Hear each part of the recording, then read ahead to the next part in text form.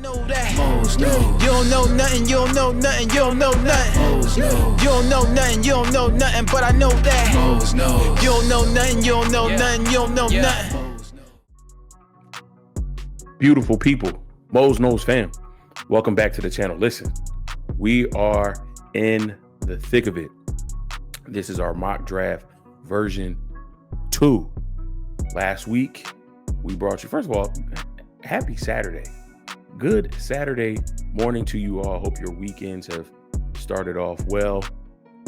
I'm just so excited. I just want to jump right in. Last week, we gave you our version 1, which was our end of the regular season mock draft. This week, we bring you version 2. This version is our after wild card weekend. 6 teams have been eliminated from playoff contention. That means 6 more spots in the NFL draft have been finalized until there is a team that makes a trade either before draft night or the start of the draft in round 1. But 6 more spots have been solidified. So that means 1 through 24 are set. 25 through 32 will still remain to be seen as we continue. So after each round of the playoffs, you will be getting a new version of the full first round mock draft. Let's just jump right in. Let's get started with version 2. All 32 teams have been selected. We're not worried about the settings here. We are going to enter the draft. We are on the full draft tab, and we are going to start the draft. We're going to go right through here. I said this last week. I'm still in the same frame of mind. We will see some picks the same as version 1, and then we will see some differences. So tune in to check out what those differences are. But there will be no cliffhangers here. The first 3 picks will be the same. So we're not going to overdo it. We're not going to overtalk it. Pick number 1, I still think is going to be Shedeur Sanders to the Tennessee Titans. They need a quarterback. I feel he's the most pro-ready as far as a pocket passer, his ability to read defenses, his accuracy. Does he have some growth to do? Absolutely.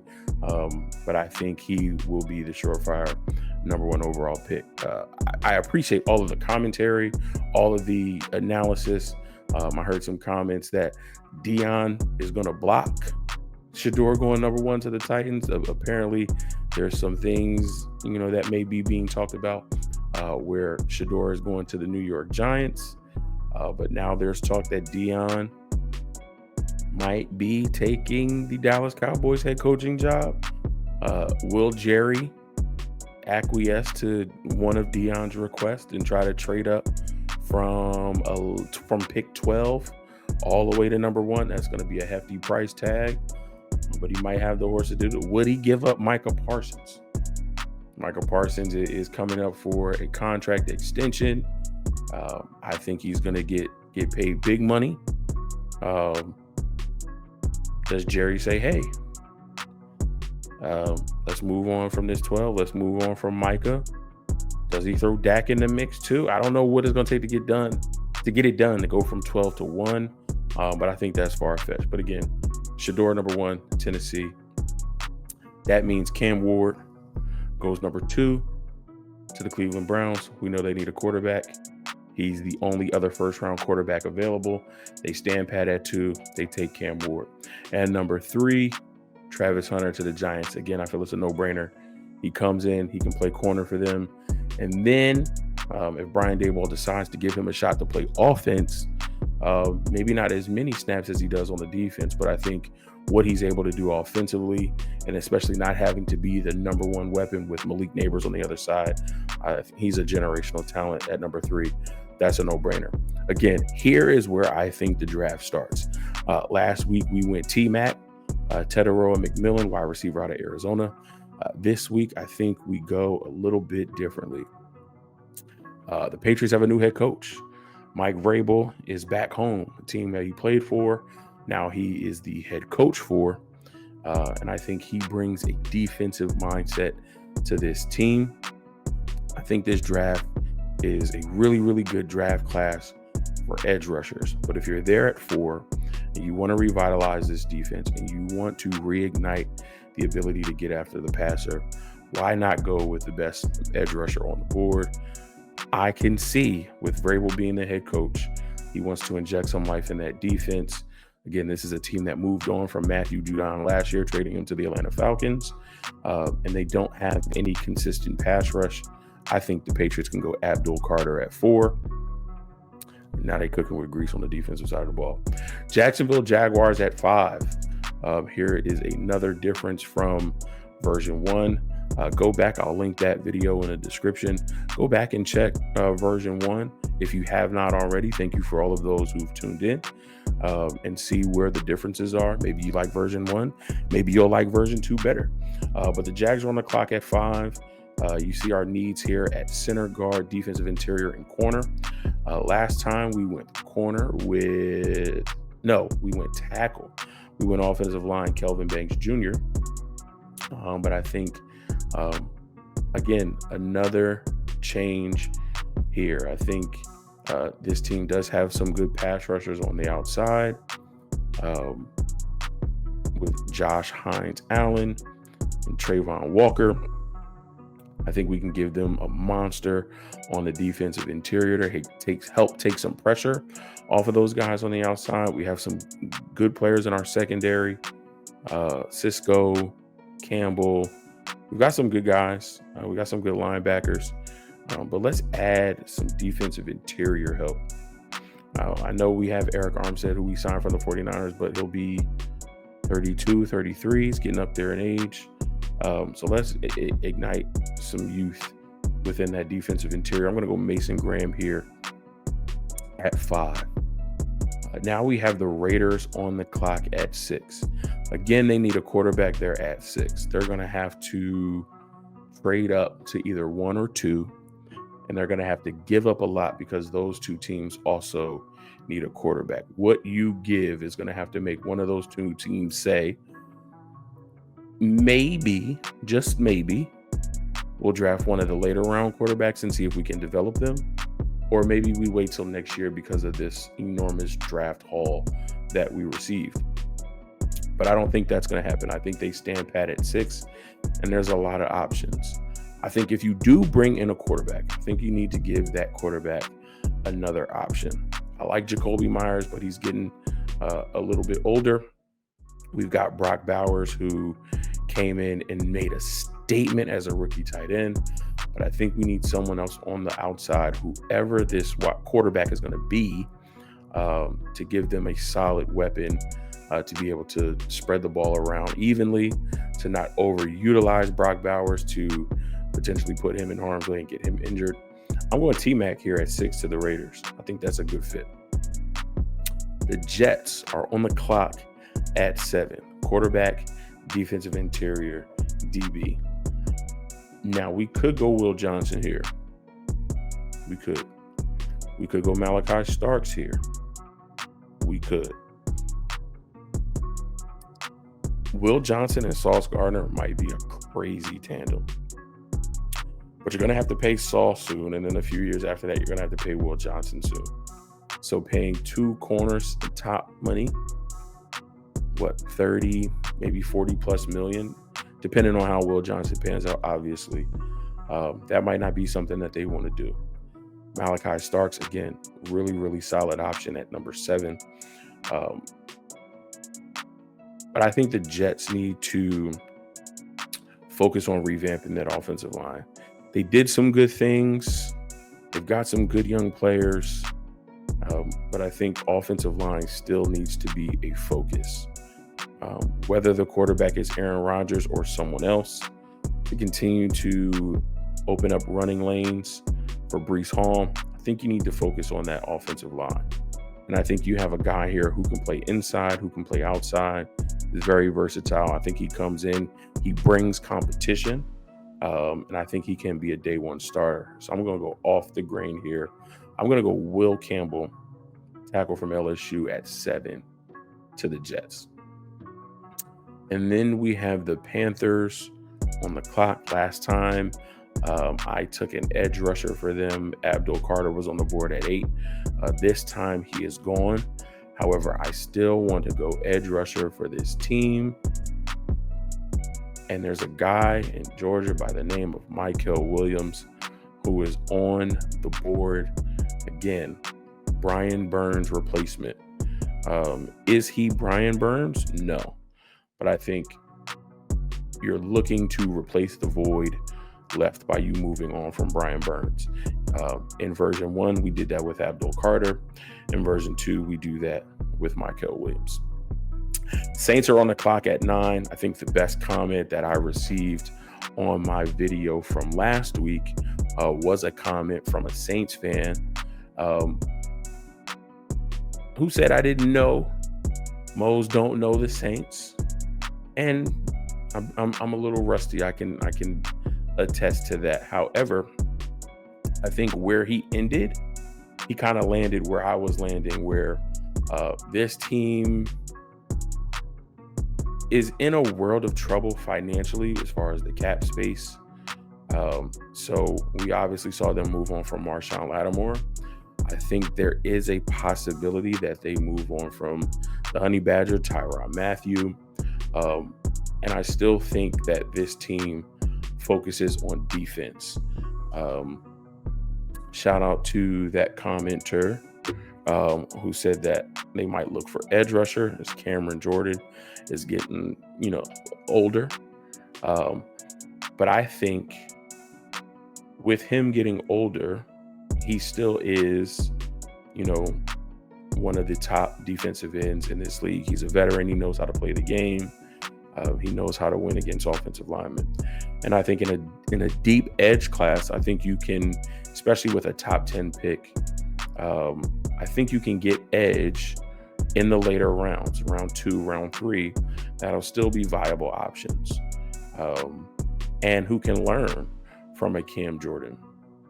And so I think, we always mention this here at this channel, pass rush helps secondary helps the pass rush. It's a reciprocal relationship. So I still think I love Malachi Starks at 9 to the Saints here.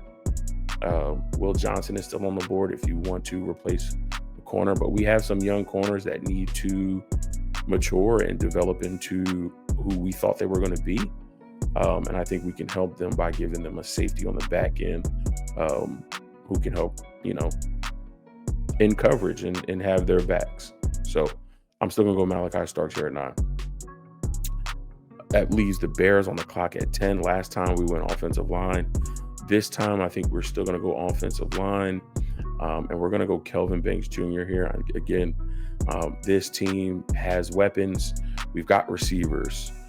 We've got tight end. We've got running backs. Even though we might look to add them, I don't think we add one here at 10. We've got the quarterback. Our defense is set up for success. But we need to protect our investment in Caleb Williams. And so we're going to go Kelvin Banks Jr. here, offensive line from Texas. That leaves my 49ers on the clock. Guard, tackle, defensive line. I'm probably going to do something out of the norm. Do we need offensive linemen? Yes. Do I want to upgrade at right tackle? Yes. Do I want to upgrade at center? Yes. Do we need more defensive linemen, defensive interior? Absolutely. More edge rushers, to take some pressure off of Nick Bosa? Yes, absolutely.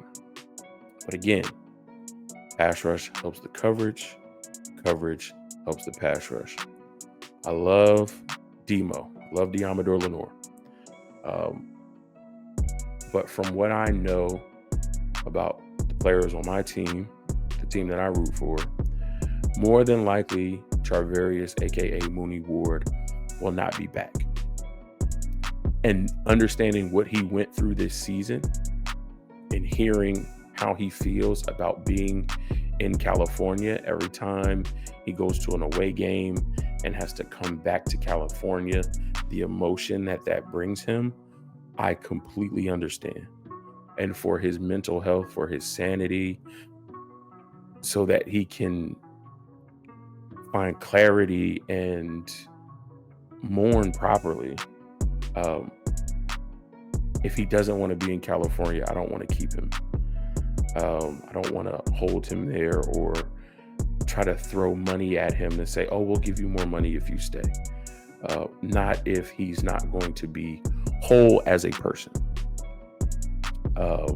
So with that being said, I think we can help our defense with the loss of a great player like Mooney Ward and fill that void with cornerback Will Johnson. Based on this mock, Will Johnson is still on the board. Now, a lot of people are saying he's the best corner. He's not going to fall to 11. There have been plenty of years where we thought the best guy at a position was not going to fall that far. Prime example, Micah Parsons should not have fell to pick 12 when he did in the 2021 NFL draft, but he did fall to 12. So it's a possibility. And with the way things have shaken out so far, it's not out of the realm of possibility that Will Johnson could fall to 11.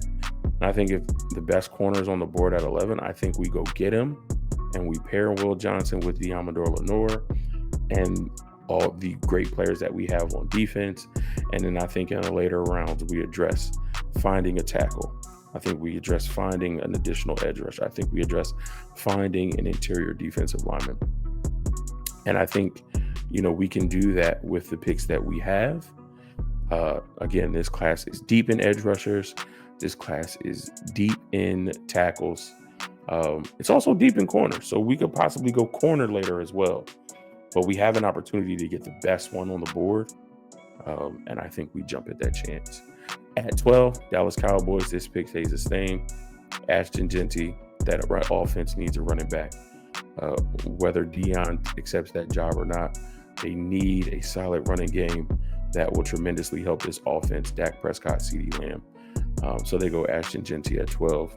No change there. Dolphins, again, no change. We are going to go offensive tackle Ariante Ursery at 13. 14, no change. Colts stick with taking tight end Tyler Warren from Penn State. And now we have the Atlanta Falcons on the clock.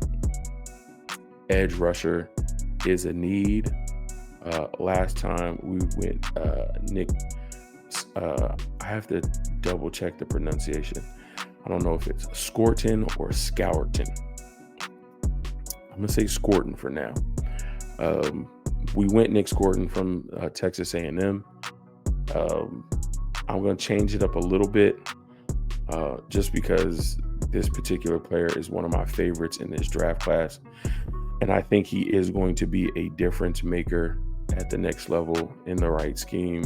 I'm going to go James Pierce Jr. This is somebody I like for the Niners at 11. You see what our needs are. Historically, we have gone offensive line or defensive line, particularly defensive line. And so I don't foresee us deviating from that path. I gave us a corner here because that's me. He's the best corner on the board. It's something different from our norm. But if we do go defensive line, if we do get someone for the edge, I would want it to be James Pierce. I definitely foresee Abdul Carter being gone. But if James Pierce is there at 11, depending on, what we see from him and the offseason pre-draft process, I would love for it to be James Pierce. So I'm going to go James Pierce here at 15 to the Atlanta Falcons. I think he fits that defense and what they're trying to do as well. At 16, the Arizona Cardinals are on the board. Last time we went defensive tackle Kenneth Grant. I feel like in this particular mock version 2, we're going to go somewhere different. We're going to go to another one of those needs. Version 1, this particular player was already off the board. And so that's why we went to another position of need. But this guy is here. And I think with who we drafted last year or 2 years ago, I think we, as the Arizona Cardinals, we get bookend Ohio State tackles. And so we go back to that Ohio State well, and we draft Josh Simmons and pair him with Paris Johnson. And so we have an Ohio State tackle on the left side, and we've got an Ohio State tackle on the right side. We've got two really, really athletic guys at our tackle positions to help protect Kyler Murray. And so I'm going Josh Simmons at 16. The Bengals are on the clock. Last time we went edge rusher. This time we go edge rusher again. And we're going to go Nick. That's not me. We're going to go Nick Scorton, edge rusher from Texas A&M at 17. Seattle Seahawks on the clock at pick 18. This pick stays the same for me. He's available. They need linebackers. So we are going to go Jalen Walker, linebacker out of Georgia at 18, to the Seattle Seahawks. Tampa Bay Buccaneers are on the clock. Last time they were at pick 20. This was before the results of Wild Card Weekend. Now they are at pick 19. Edge rusher, linebacker, and defensive back are in need. We could definitely go Benjamin Morrison here. But I did like the pick of James Pierce Jr. to the Buccaneers at 20. In this version, he's gone. So I think they go to another productive edge rusher, somebody in a similar mold, a similar build, and somebody who is going to quickly rise up the draft boards. And again, we see what the PFF grades are, but we are taking a look at the landscape of the NFL using some, I guess you can call it deductive reasoning, and understanding that there are, some guys who you would never think that teams would be looking at. But this particular player, I know teams are looking at just because of his production in college. While it might not have been maybe at the highest level of competition, his skill set, his athleticism, and the production was there. I can see the Buccaneers at 19 going Mike Green, edge rusher out of Marshall. Listen, they went Joe Tryon-Shoyinka one year, who, a lot of people had good grades on, but he was second to third round, not a late first round pick. And they took a chance on him. And I think they take a chance on another guy here in Mike Green. At 20, the Broncos are on the clock. They still need a wide receiver. Luther Burden III is still here. And I think that's where they go. So that is the same from version 1. The Steelers are on the clock. Quarterback, wide receiver, defensive back are the top needs listed here. Last time we went Emeka Egbuka from Ohio State. But this time I'm going to do something a little different. And, just taking a look at the roster, at the depth chart, and seeing what was available there. This is another team that also likes to build through the trenches. And I think adding some help on that offensive line could also be paramount. I think you can get wide receivers later. I think that the deepest position groups in this class, in my opinion, are edge rusher, tackle, and corners. So I think you can get a defensive back in the later rounds. I think you can get a wide receiver in the later rounds. You're going to have to get a quarterback in the later rounds because there isn't anyone remotely that you want to take at 21. But I think if you do take a quarterback in this draft, or if you do bring back Russell Wilson, you got to protect him. And so with that, I'm going to go offensive tackle from Texas, Cameron Williams. This is a guy who will likely transition inside the guard. So he does have tackle guard flexibility. But but I think you put big Cameron Williams on that offensive line for the Pittsburgh Steelers. And again, now we're cooking with grease. The LA Chargers on the clock at pick 22. Last time we went tight end Colston Loveland. I think that would be a great addition. I think he has familiarity with the head coach there, Jim Harbaugh, excuse me. But I also, too, and we see a need here. The second need is wide receiver.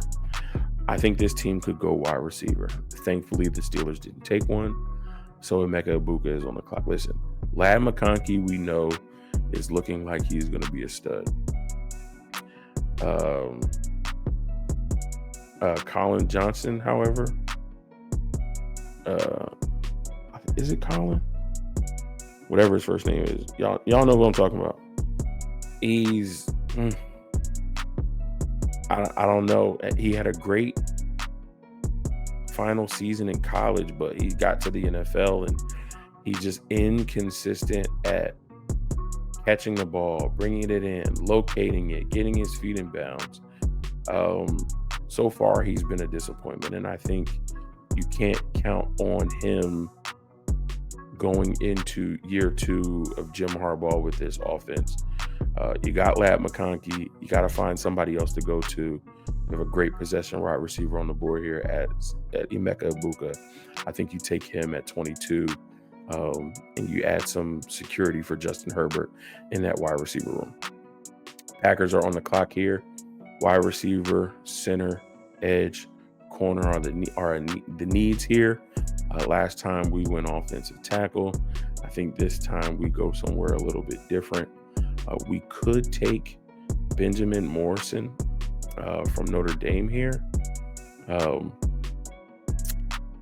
but I'm a big fan of Jahdae Barron. I am a big fan of Jahdae Barron, and I think if we can get Jair Alexander to be healthy, and on the other side we have Jahdae Barron, I think a really, really good Packers defense gets a little bit better. I'm going to go Jahdae Barron here at 23 to the Packers to fill that corner need. Vikings on the clock. And in this one, we have another change from version 1. Offensive line is a definite need here. I think we saw that at last game of the season against the Lions, and we saw the same against the Rams in the wild card round. Offensive line is definitely a need here, whether the quarterback is Sam Darnold or JJ McCarthy, or if somehow Daniel Jones finds a way to stay on that roster and win that starting job. There needs to be protection. We're going to get Christian Darrisaw back from injury, and hopefully he can stay healthy. So let's focus on the interior. And with that, we have the best guard in this class, Tyler Booker from Alabama. We're going to go there. And then we have a mini run on guards because the Houston Texans also have a need there. I think they were waiting to see if Tyler Booker would fall. In this version, he does not. So we have a mini run on guards. They take the next best guard in the class because after that, there is a major drop off. Again, PFF has a different rank, but Tate Ratledge has also gotten some first round looks and some first round grades and comparisons. So I'm going to go Tate Ratledge here. Second best guard in the class. You got to protect your investment. Got to protect CJ Stroud. Continue to open up holes for Joe Mixon. So I'm going to go Tate Ratledge at 25. 26, the Rams are on the clock. Last time we went corner. The corner that we took is still here. But I'm going to go a different corner. I'm going to go Siobhan Revel out of East Carolina. I just like him. 6'3", but he's fluid. Really, really good instincts, good ball skills. I like Siobhan Revel to the Rams, and I hate it because now I got to deal with two, 6'3" and taller corners. They have Siobhan Revel at 6'3". Seahawks have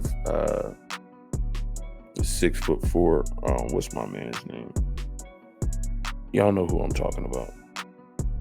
It's Saturday morning. I'm still sleepy. I think I can do this without y'all seeing. Yep. I'm gonna look it up.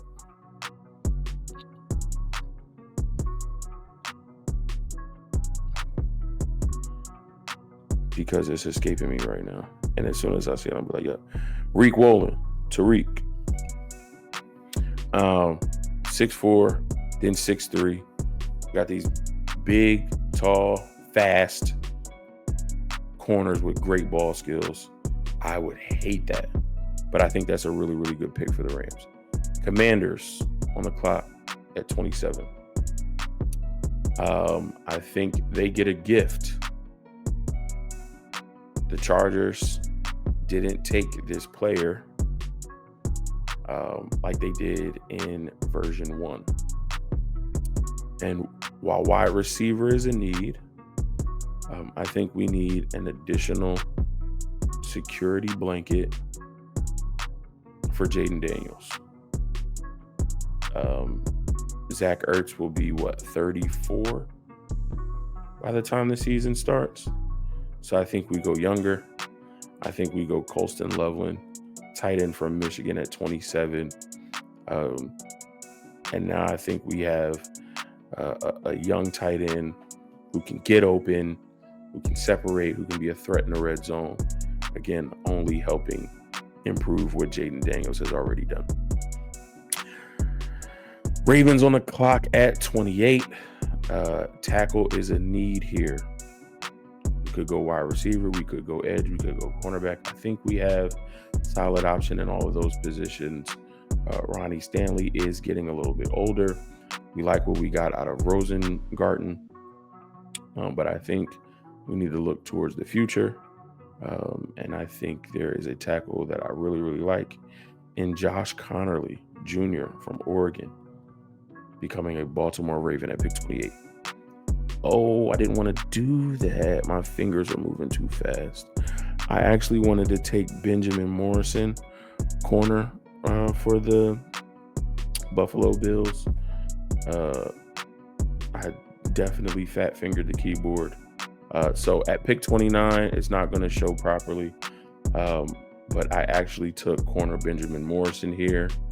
I mean, defensive interior is a need for the Buffalo Bills. However, I do like who they have on the interior.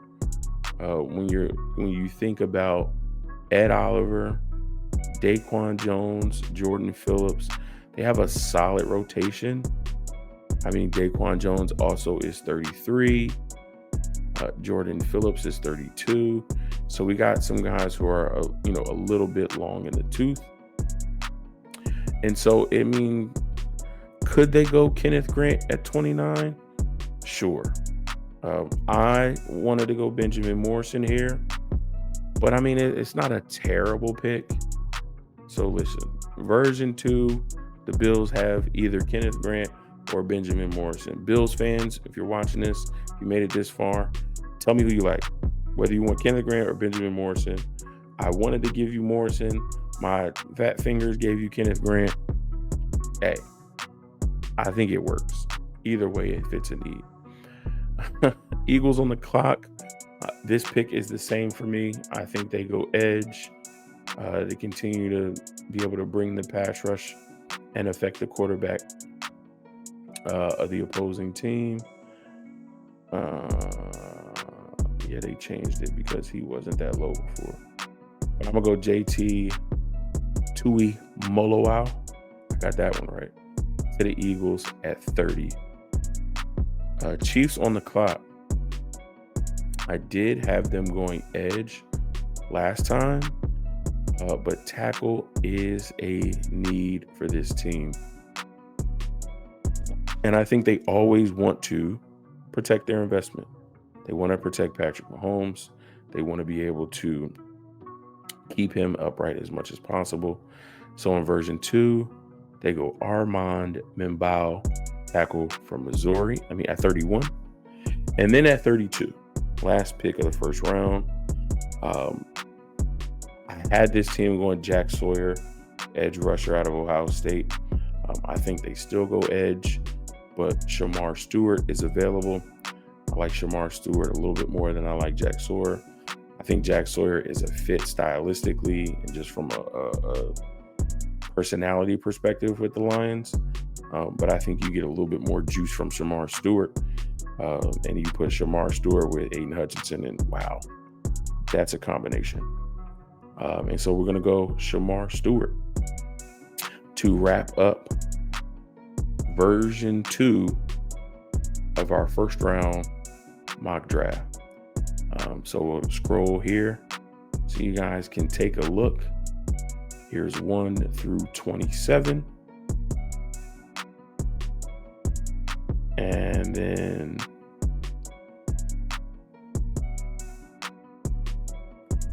(12 through 32).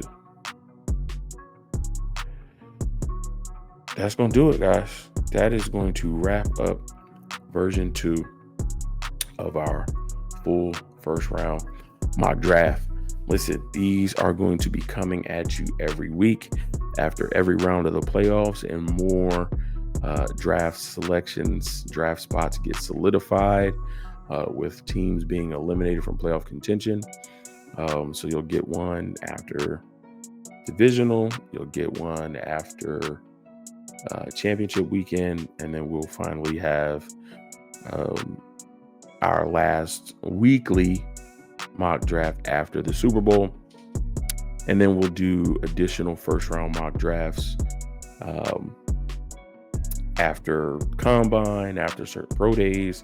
If there are any pre-draft trades, we'll do a revised version because the draft order will be affected, which means different players are going in different spots. So listen, enjoy this weekend's games.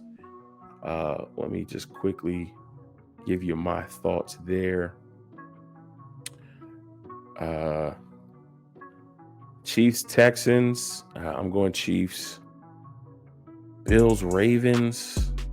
Wow. That's going to be a really, really good game that I'm excited to watch.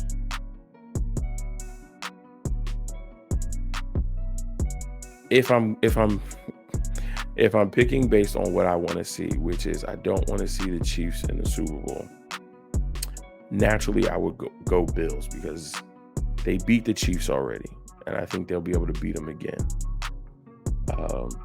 But the Ravens are just so good, and Lamar is on fire.